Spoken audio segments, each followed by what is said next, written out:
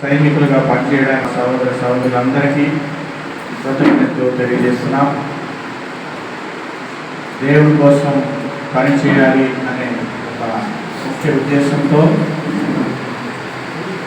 ఏ ప్రయాస లేకుండా, ఏ డినామినేషన్ లేకుండా, ఏ విధమైనటువంటి ఇది లేకుండా ఒక పేద ప్రజల మధ్యలో అవసరత ఉన్నటువంటి ఆ యొక్క ప్రజల మధ్యలో వెళ్ళి వారికి సువార్త తెలియజేస్తూ ప్రభు ప్రేమని వారికి అందించాలని ఒక గొప్ప ఉద్దేశంతో ఈ వారియర్స్ ఆఫ్ క్రైస్ట్ పెట్టడం జరిగింది.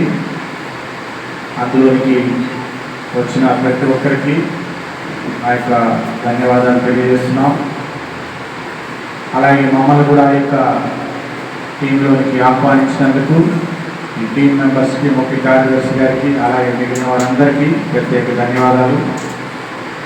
మనం ఎంతో గొప్ప ఈ యొక్క సేవ చేస్తున్న ఈ యొక్క వారియర్స్ ఆఫ్ క్రైస్ట్ సభ్యులందరికీ మరొకసారి ఆ యొక్క ధన్యవాదాలు తెలియజేసుకుంటున్నాం.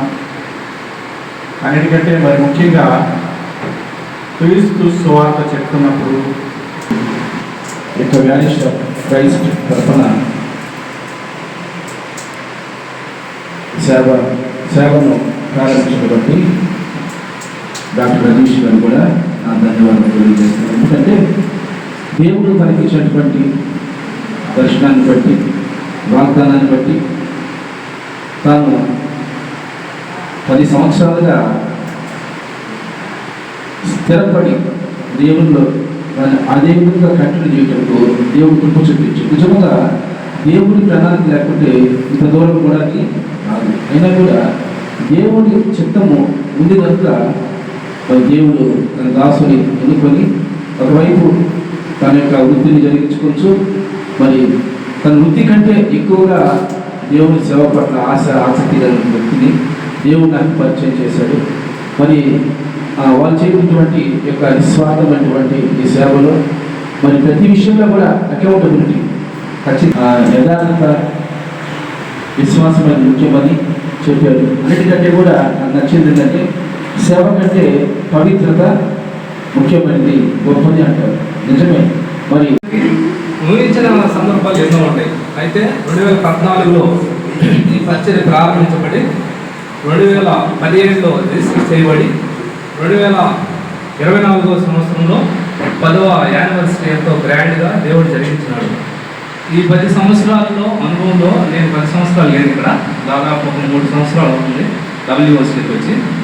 WOCకి వారియర్స్ ఆఫ్ క్రైస్ట్ పరిచర్యకు వచ్చిన తర్వాత కొన్ని విషయాలు నేను నేర్చుకుంటా వచ్చిన. అంటే పేదవాళ్ళకి, అనాథలకు, ఇబ్బందులు ఉన్న వారికి ఈ యొక్క పరిచర్య ద్వారా సహాయం అందుతుంది. అయితే ఈ పరిచర్య ద్వారా నేను కూడా నేర్చుకుంటూ వచ్చిన. అంటే అనేక విషయాల్లో మనం కూడా ఇవ్వాలి, మనం కూడా మనకి తగినది చేయాలి అనే విషయాలు నేను నేర్చుకుంటూ వచ్చినాను. అయితే ఈ వారియర్స్ ఆఫ్ క్రైస్ట్ పరిచర్య ద్వారా కొంతమంది కొన్ని డౌట్లు ఉంటాయి. ఏంటంటే ఒక పేదవారు ఉన్నప్పుడు వారు సంపూర్ణంగా మనం సహాయపడలేము, కొద్దిమట్టుగా సహాయపడతాం. దాని ఎగ్జాంపుల్ ఎట్లా అంటే, ఇప్పుడు కాకోలం ద్వారా వారికి ఏలియాకి ఆహారం వచ్చింది. కాకి ఎంత తింటుంది, దాని ముక్కుకి ఎంత ఉంటుంది, దాని ద్వారా అతను పోషించబడ్డాడు. మనం తినేది మనం ఒక చేతితో తీసుకుంటే కాకి ముక్కుకి ఎంత ఉంటుంది అంటారు, మన చేతికి ఎంత తినగలము. కానీ కాకి ముక్కుతో తెచ్చిన ఆహారం ద్వారా ఏలియా పోషించబడ్డాడు. అంటే కొద్ది దాంట్లోనే తృప్తి, సంతృప్తి ఉంది. వారియర్స్ ఆఫ్ క్రైస్ట్ పరిచర్యలు కూడా పూర్తిగా వాళ్ళు మన పేదరికం నుంచి బయటకు తీసుకురాలేము. అయితే మనకి చేయగలిగింది కొద్ది మటుకు చేస్తున్నారు. రెసిడెన్స్ సారు ఈ యొక్క ప్రయత్నం అనేది సఫలీకృతం దేవుడు చేయాలని, ఈ యొక్క 2025 సంవత్సరంలో ఈ ఆఫీస్ రూమ్ దేవుడు